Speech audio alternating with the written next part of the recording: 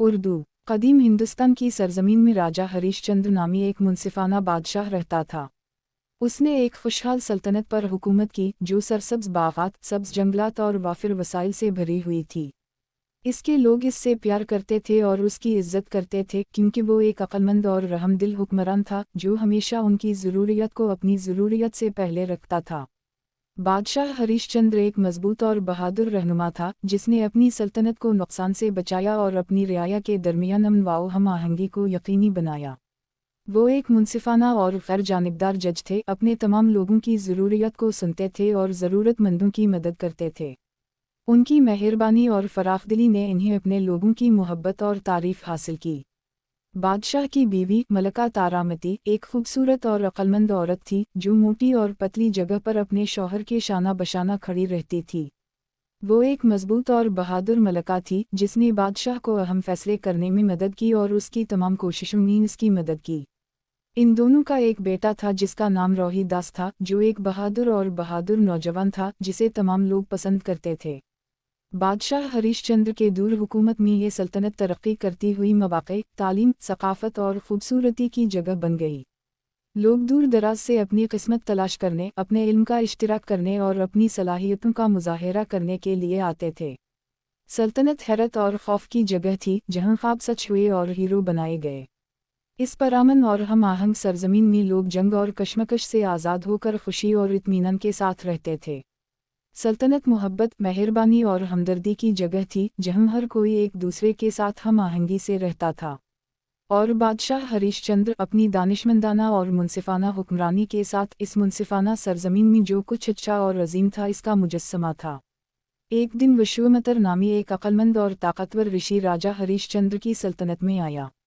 वो अपनी गैर मामूली सलाहियतों और बादशाहों की अहलियत की जंच करने की ख्वाहिश के लिए जाना जाता था। विश्वामित्र ने बादशाह हरीशचंद्र की गैर मामूली रास्ताबाजी के बारे में सुना था और उसे आजमाना चाहता था। विश्वामित्र बादशाह के पास गया और कहा, मैं आपकी अहलियत का इम्तिहान लेने आया हूँ ए बादशाह। मैं आपसे 3 चीज़ें मांगूंगा और आपको इन्हें बगैर किसी हिचकिचाहट के मुझे देने के लिए राज़ी होना चाहिए। बादशाह हरीशचंद्र को अपनी रास्ताबाजी पर एतमाद था और वो विश्वामित्र की शराइत पर राज़ी हो गया।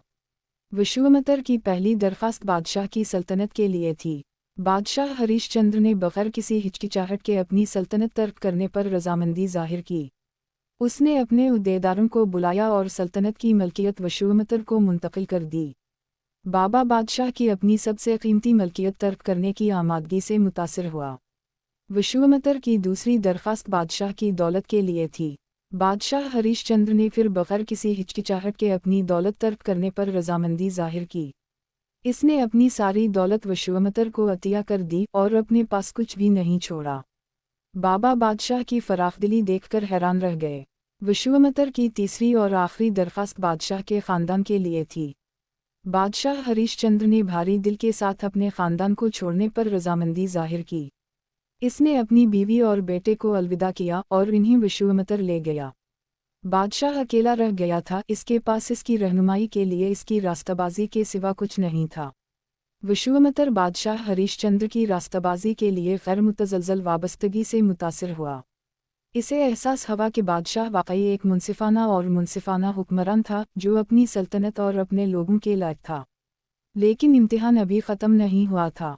विश्वामित्र देखना चाहता था कि बादशाह इसके नए हालात पर क्या रद्द-अमल ज़ाहिर करेगा।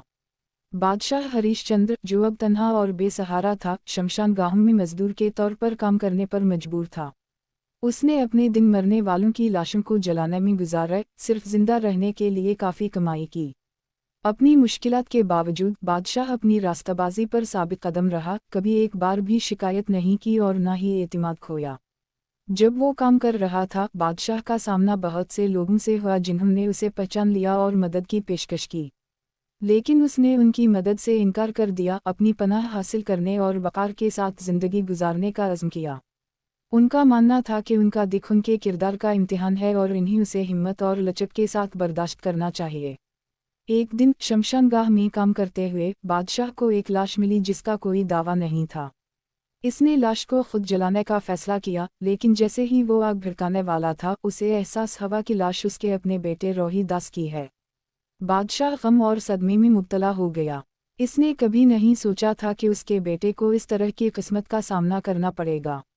اس نے لاش کو جلایا اور جیسا کہ اس نے کیا اسے نقصان اور غم کا گہرا احساس ہوا، لیکن اپنے غم میں بھی بادشاہ اپنی راستہ بازی کے لیے پرعزم رہا، یہ جانتے ہوئے کہ اسے وہی کرنا جاری رکھنا چاہیے جو صحیح ہے، چاہے آگے کوئی بھی چیلنج ہو۔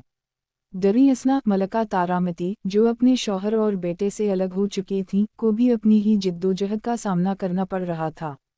اسے ایک نوکر کے طور پر کام کرنے پر مجبور کیا گیا تھا جو زندہ رہنے کے لیے کافی کماتا تھا۔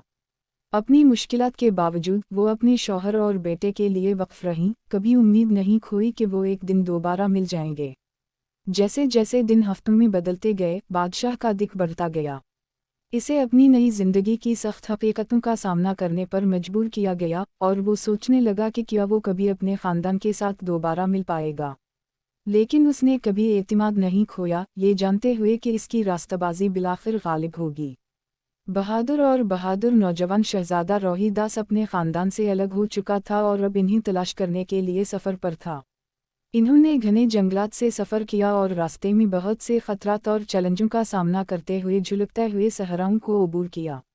جیسے ہی وہ سفر کر رہے تھے، روہی داس کو بہت سے لوگوں کا سامنا کرنا پڑا جنہوں نے انہیں گمراہ کرنے یا نقصان پہنچانے کی کوشش کی۔ لیکن وہ ہوشیار اور وسائل مند تھا، ہر رکاوٹ پر قابو پانے کے لیے اپنی عقل اور ہمت کا استعمال کرتا تھا۔ اس نے بہت سے مہربان اور مددگار لوگوں سے بھی ملاقات کی جنہوں نے اس کی جستجو میں اس کی مدد کی، اسے کھانا، پناہ گاہ اور رہنمائی فراہم کی۔ بہت سے چیلنجوں کا سامنا کرنے کے باوجود روہی داس نے کبھی امید نہیں کھوئی۔ وہ اپنے خاندان کو تلاش کرنے اور ان کے ساتھ دوبارہ ملنے کے لیے پرعزم تھا، چاہے اس میں کچھ بھی لگے۔ اسے وہ کہانیاں یاد آئیں جو اس کے والد نے اسے راستہ بازی کی اہمیت اور استقامت کی طاقت کے بارے میں سنائی تھیں۔ ایک دن کئی لمبے اور مشکل مہینوں کے بعد روہی داس آخرکار شمشان گاہ پہنچ گئے جہاں ان کے والد کام کر رہے تھے۔ اس نے اپنے والد بادشاہ ہریش چندر کو دور سے دیکھا، لیکن پہلے تو اسے پہچانا نہیں۔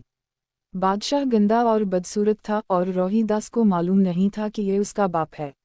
لیکن جیسے ہی وہ قریب پہنچا، روہی داس نے بادشاہ کی آنکھیں دیکھیں اور اسے معلوم ہوا کہ یہ اس کا باپ ہے۔ وہ خوشی کے آنسوؤں کے ساتھ اسے گلے لگا کر اس کے پاس بھاگا۔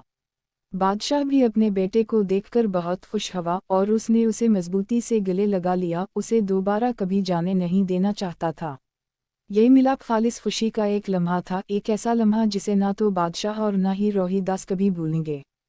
وہ بہت کچھ سے گزر چکے تھے اور اب وہ آخرکار دوبارہ ایک ساتھ تھے۔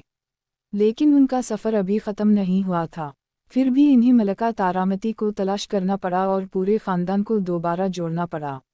بادشاہ ہریش چندر اور روہی داس دوبارہ مل کر بہت خوش ہوئے، لیکن وہ جانتے تھے کہ ان کا سفر ابھی مکمل نہیں ہوا تھا۔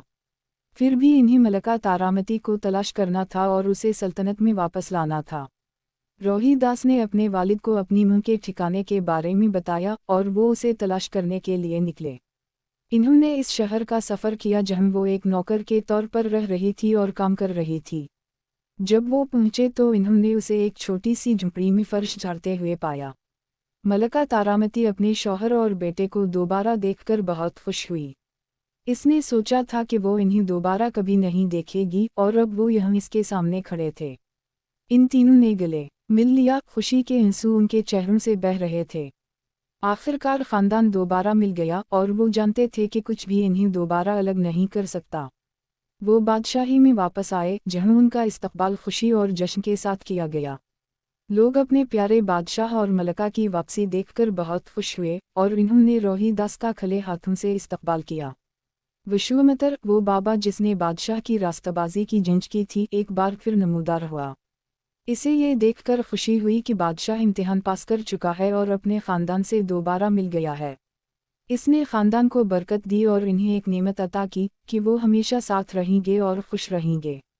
اور اس طرح بادشاہ، ملکہ اور شہزادہ خوشی خوشی زندگی گزارتے تھے، حکمت اور انصاف کے ساتھ سلطنت پر حکومت کرتے تھے۔ وہ اپنے سفر میں سیکھے گئے اس بات کو کبھی نہیں بھولتے تھے اور ہمیشہ راستہ بازی اور استقامت کی طاقت کو یاد کرتے تھے۔ بادشاہ، ملکہ اور شہزادے کے دوبارہ متحد ہونے سے سلطنت ایک بار پھر خوشحال ہوئی۔ بادشاہ کی راستہ بازی اور حکمت اس کے لوگوں میں امن اور خوشی لاتی تھی۔ मलका की मेहरबानी और हमदर्दी ने सबके दिल में मोहब्बत और अक़ीदत को मुतासिर किया, और शहज़ादा रोहिदास की बहादुरी और मुहिमजोई ने सल्तनत को जलाल और इज़्ज़त बख्शी। सल्तनत उनकी हुक्मरानी के तहत परवान चढ़ी, कसरत और खुशी की सरजमीन बन गई।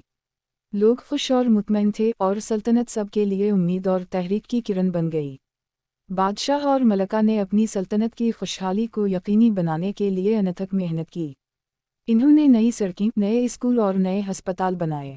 इन्होंने तिजारत की हौसला अफजाई की और सल्तनत मुआशी सरगर्मियों का मरकज़ बन गई। शहज़ादा रोहिदास, जो अब एक अक्लमंद और इंसाफ पसंद शहज़ादा था, ने सल्तनत की हुक्मरानी में अपने वालिद की मदद की। वो सबसे प्यार करते थे और उनकी बहादुरी और मेहरबानी ने रहनुमाओं की एक नई नस्ल को मुतासिर किया। सल्तनत की खुशहाली इसकी मादी दौलत तक महदूद नहीं थी। बादशाह और मलका ने भी फ़नून और सक़ाफ़त की हौसला अफजाई की और सल्तनत सीखने और तख्लीक़ी सलाहियतों का मरकज़ बन गई। साल गुज़रते गए और सल्तनत तरक्की करती रही। बादशाह और मलका बूढ़े होते गए, लेकिन उनकी मीरास उनके बेटे शहज़ादा रोहिदास के ज़रिए ज़िंदा रही, जो अपने तौर पर एक अजीम बादशाह बन गए। और इस तरह बादशाह हरीशचंद्र, मलका तारामती और शहज़ादा रोहिदास की कहानी पूरे दायरे में आई, जो रास्ताबाजी की ताकत, इस्तिकामत और किसी की अक़दार के लिए ग़ैर मुतज़लज़ल अज़्म का सबूत है। बादशाह हरीशचंद्र की मीरास उनके जाने के बाद तवील अरसे तक ज़िंदा रही। इन्हें एक मुनसिफाना और रास्ताबाज बादशाह के तौर पर याद किया जाता था, जिसने अपनी सल्तनत में अमन और खुशहाली लाई थी। इसके लोग इससे प्यार करते थे और इसकी तज़ीम करते थे, और उसका नाम हिकमत और हिम्मत का मुतरादिफ बन गया। बादशाह की कहानी सुनाई गई और दोबारा सुनाई गई, जो आने वाली नस्लों को मुतासिर करती है। ये एक याद दहानी थी कि हकीकी अज़मत दौलत या ताकत से नहीं, बल्कि मकसद और उसूल की ज़िंदगी गुजारने से आती है। शहज़ादा रोहिदास, जो अब बादशाह रोहिदास हैं, ने अपने वालिद की मीरास को जारी रखा, हिकमत और इंसाफ के साथ सल्तनत पर हुकूमत की। इसने सल्तनत की सरहदों को वुसअत दी, नई तिजारत लाई और फ़नून और सक़ाफ़त की हौसला अफजाई की। लेकिन इससे भी अहम बात यह है कि वो अपने वालिद से सीखे गए इस बात को कभी नहीं भूले। वो शाइस्ता और मेहरबान रहे, हमेशा अपने लोगों की ज़रूरियत को अपने लोगों से पहले रखते थे। और इस तरह सल्तनत तरक्की करती रही और सबके लिए उम्मीद और तहरीक की किरण बन गई। बादशाह की मीरास जिंदा रही, जो रास्ताबाजी और इस्तिकामत की ताकत का सबूत है। साल सदियों में बदल गए और सदियों हजार सालों में बदल गईं, लेकिन बादशाह हरीशचंद्र की कहानी इस बात की एक रोशन मिसाल बनी रही कि मकसद और उसूल की ज़िंदगी गुजारने का क्या मतलब है। आज भी बादशाह की कहानी सुनाई जाती है और दोबारा सुनाई जाती है, जो लोगों को रास्ताबाजी और हिम्मत की ज़िंदगी गुजारने की तरगीब देती है। उनकी मीरास मुसलसल तहरीक देती रहती है, ये याद दिलाती है कि हकीकी अज़मत मकसद और उसूल की ज़िंदगी गुजारने से आती है। और इस तरह बादशाह हरीशचंद्र की कहानी ख़त्म हो जाती है। रास्ताबाजी, इस्तिकामत और अपनी अक़दार से ग़ैर मुतज़लज़ल वाबस्तगी की कहानी, एक ऐसी कहानी जिसने नस्लों को मुतासिर किया है और बहुत से लोगों को मुतासिर करती रहेगी। बादशाह का सफ़र आसान नहीं था। इन्हें बहुत से चैलेंजों और मुश्किलात का सामना करना पड़ा, लेकिन इन्होंने कभी हार नहीं मानी।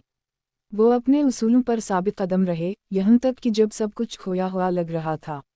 आखिरकार इसकी रास्ताबाजी और इस्तिकामत का फ़ायदा हुआ। वो अपने ख़ानदान के साथ दोबारा मिल गया और इसकी सल्तनत खुशहाल हुई। उनकी मीरास जिंदा रही, जो आने वाली नस्लों को उनके नक्श कदम पर चलने की तरगीब देती है। बादशाह हरीशचंद्र की कहानी हमें सिखाती है कि हकीकी अज़मत दौलत या ताकत से नहीं, बल्कि मकसद और उसूल की ज़िंदगी गुजारने से आती है। ये हमें याद दिलाता है कि हमें हमेशा अपनी अक़दार के लिए परअज़म रहना चाहिए, यहाँ तक कि मुश्किलात का सामना करते हुए भी। जब हम बादशाह के सफ़र पर गौर करते हैं, तो हमें रास्ताबाजी और इस्तिकामत की ज़िंदगी गुजारने की अहमियत याद दिलाई जाती है। हमें उनके नक्श कदम पर चलने, अपने उसूलों पर साबित कदम रहने और सफ़र मुश्किल होने पर भी कभी हार न मानने की तरगीब मिलती है। और इसलिए बादशाह हरीशचंद्र की कहानी को ज़िंदगी के ज़रिए हमारे अपने सफ़र पर एक रहनुमा रोशनी बनने दें। आइए ये हमें मकसद और उसूल की ज़िंदगी गुजारने की तरगीब दे और रास्ताबाजी और इस्तिकामत की अहमियत को कभी ना भूलें।